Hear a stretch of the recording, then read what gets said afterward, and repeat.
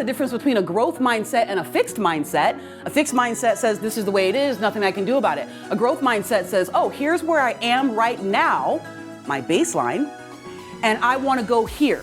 Okay, so be thinking about that. I see positive and abundance from Carol. Daniel says entrepreneurial abundance, good. Positive and growth, healthy and growth, good. Positive, focus. I love that you're focusing on this piece because this is huge when you think about mindset.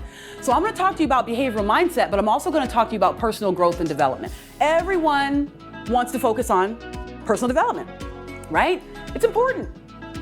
But how do you know what to develop?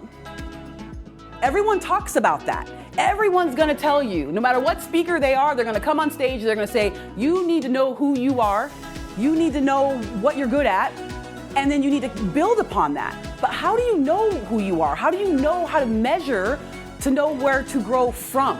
The baseline for personal growth and development, you gotta know where you're gonna start. And that's what I'm gonna be able to help you with as well. That's who we are. It doesn't hardly ever change. Because that, we know that behavior matters. We say that a lot. This information helps improve your emotional intelligence because you understand your emotions and where they're coming from. It provides an opportunity for holistic healing, meaning your body and your mind are connected. If you feel good about yourself, if you are in love with yourself, unapologetically, that goes a long way to how your physical body responds to that.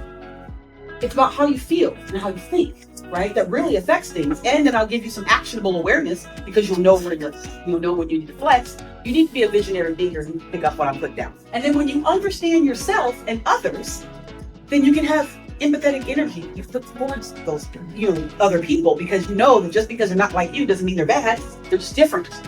And you need to know and understand that in order to connect and go forward.